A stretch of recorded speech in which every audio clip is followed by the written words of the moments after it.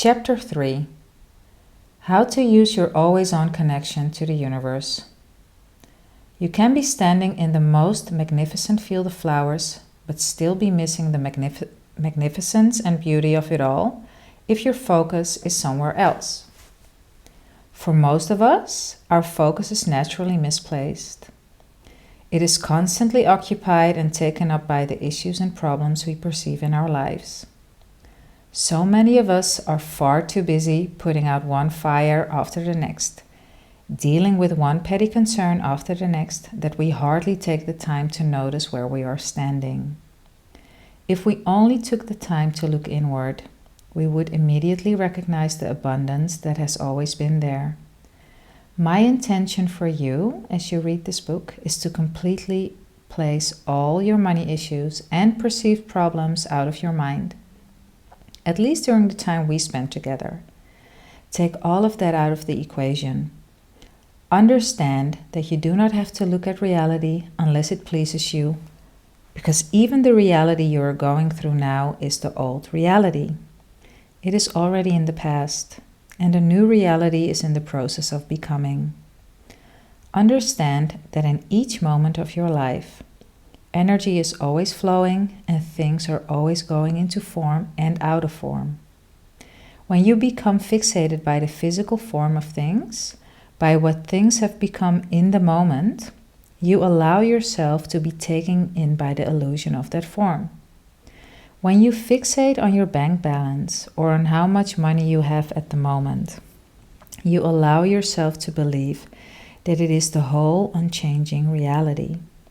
But it is not the whole reality.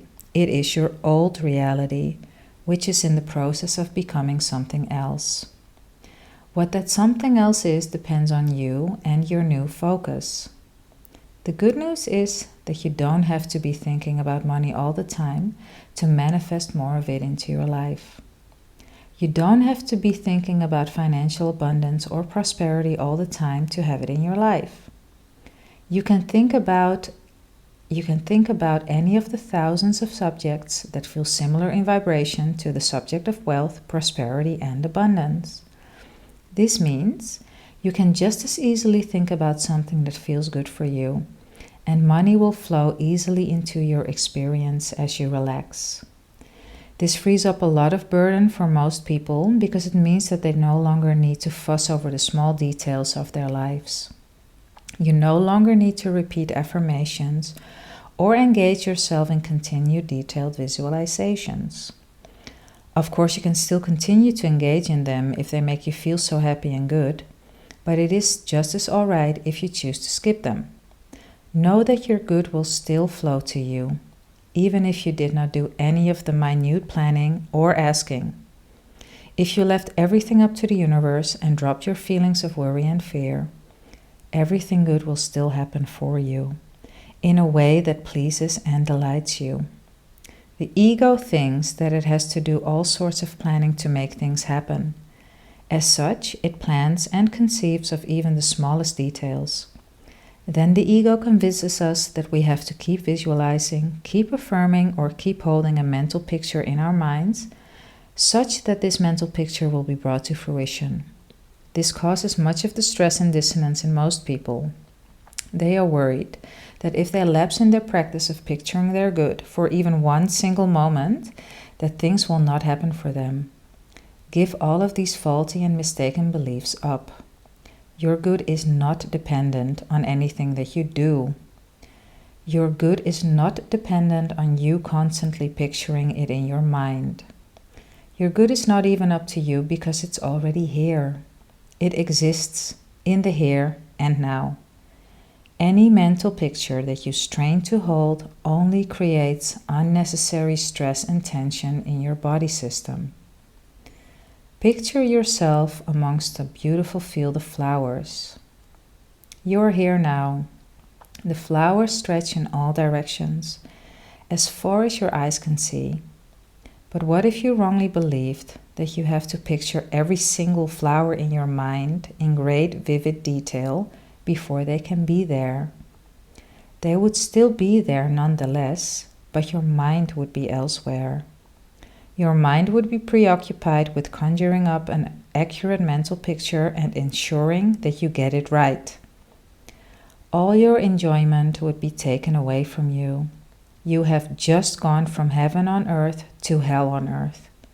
You are still physically in the same place amongst those beautiful flowers, but a simple shift of perception has caused the enjoyment of your good to be greatly affected.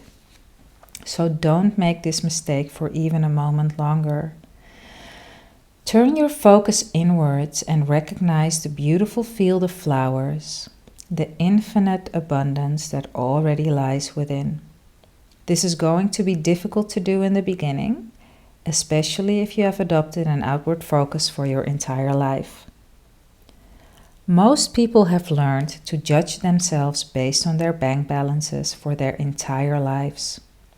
They have allowed their net worth to determine their self-worth. This is why modern society and popular culture reverse the rich so much. They have become living gods on a pedestal. But aren't these individuals the same as the rest of us? We are all made of the same mind stuff. We have exactly the same tools as these individuals, and therefore there is nothing they have done that we cannot do if you hold similar intentions. Stop judging yourself based on how much money you have, how much money you earn, or how much debt you hold. All of these are already in the past. They are part of your old reality. In this very moment, they are changing into something else. What do you want them to change into? Would you want them to change into more of the same, or into a reality that will please and delight you wholeheartedly? If you choose the latter, then you must begin to exercise your focus in a completely new way. By exercising your focus, I do not mean conjuring up detailed mental images of your good. I do not mean going to great lengths to picture yourself in abundance. That is not the mental focus I am referring to here. Instead, all I am referring to is what you place your awareness on in this moment. Individuals who are worried about money often place their constant awareness on the fact that they do not have enough. They rest their focus there and constantly worry about fluctuations in their bank account. Or they place their awareness on their debt and constantly remind themselves about how much debt they have. If only they would withdraw that awareness and place it somewhere else, they would experience the most glorious flow of abundance they have ever known in their lives. That's all it takes. Right now, you're placing your gentle awareness on my words. This is in itself a huge step forward, because your awareness is no longer on things that stress you. You can also exercise this ability to mentally focus even further and place it on the feelings of abundance you feel on the inside. The exercise we did in Chapter 2 was to have you place your mental awareness on those inner feelings of abundance. The more you do it, and the more you allow your awareness to remain there, the more changes you will observe in your outer circumstances. Remember that all of these happen even without you lifting a finger. Your job is not to do any of the menial physical work. I say this not because we are lazy or because we shun away from physical work, but because until we achieve mental clarity on the inside, any physical work that we do will be minuscule compared to what can be done by the universe through us. Our physical efforts, if not aligned with the flow of the universe, is like a single drop in the vast ocean. Return to these inner feelings of abundance you have on the inside for as much of your day as possible. You'll find that as you place your mental awareness there over and over again, you'll be able to feel these feelings intensify over time. This does not mean that your abundance has grown. It is impossible for something that is already infinite to grow. Rather, it simply means that you're becoming more and more aware of your greater good. You're coming into greater recognition of the infinite good and potential that is already within you. You are placing more emphasis on your inner state rather than the outer world. These will be the first signs of progress. You will have intrusive thoughts as you try all of the above. This is expected. In the beginning, these intrusive thoughts, stemming from your ego and faulty conditioning, will let you know that you are wasting your time or that you're escaping from the problems which need to be solved in the real world. But ironically, what the ego knows is also wrong. The ego attempts to solve the problem by presenting various practical solutions, but its solutions are often misplaced and misguided. Its belief that there are problems in the first place is misguided. If there are no problems or issues in the first place, then what needs to be solved or resolved? All is well, and there is nothing that needs to be corrected in your life. The only thing that needs correction or gentle guidance is where you place your conscious awareness on most of the time. Does it seem magical to you that our outer reality automatically fills itself up without any input from us? Does it seem implausible that the universe already knows our deepest desires and preferences? Once you understand how these great universal laws work, none of it will seem strange to you any longer. In fact, it will all become quite natural. The universe is always picking up on the sum total of our thoughts and feelings all of the time. It has an impeccable receiving and recording mechanism. Every thought or intention we've had, no matter how small or slight, makes an impression in the universal fabric. This is the reason why there is no need to hold detailed pictures in our mind or go into great details about what we want. This will only tire ourselves out needlessly. The universe has already picked up on our billions of small intentions and preferences each time we had them, even though we were not consciously visualizing or affirming at that time.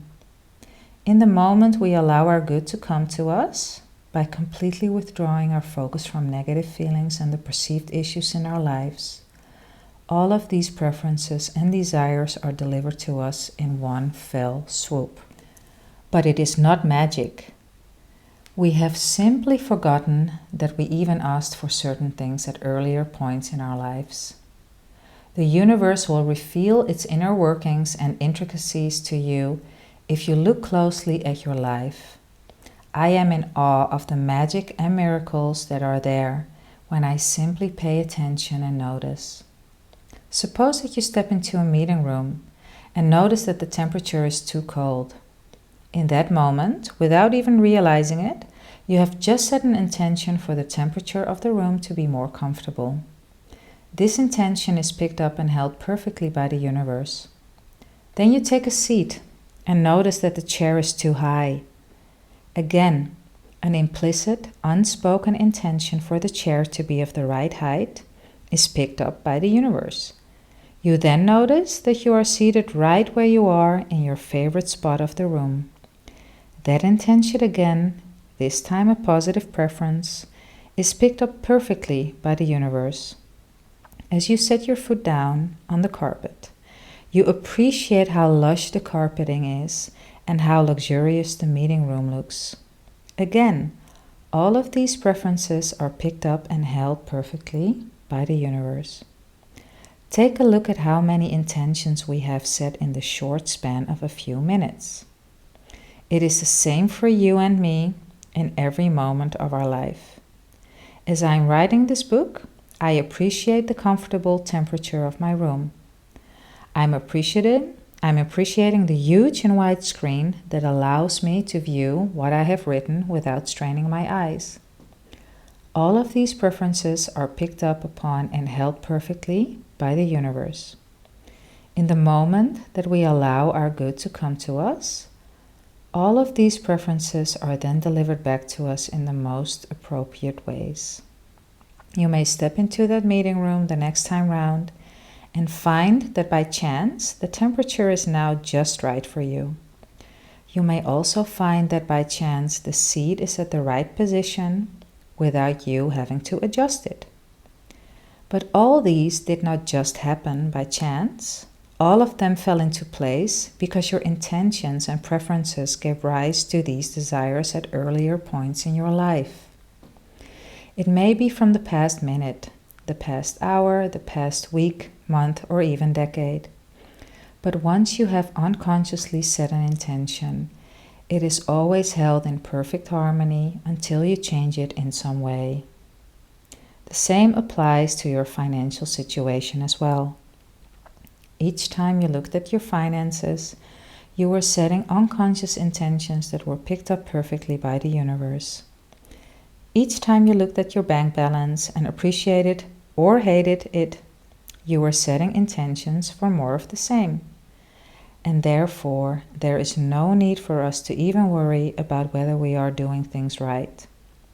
When it comes to setting intentions and manifestations, how can we be doing things wrong when in each moment the universe is picking up on the sum total of our thoughts and feelings perfectly, even right down to the smallest details?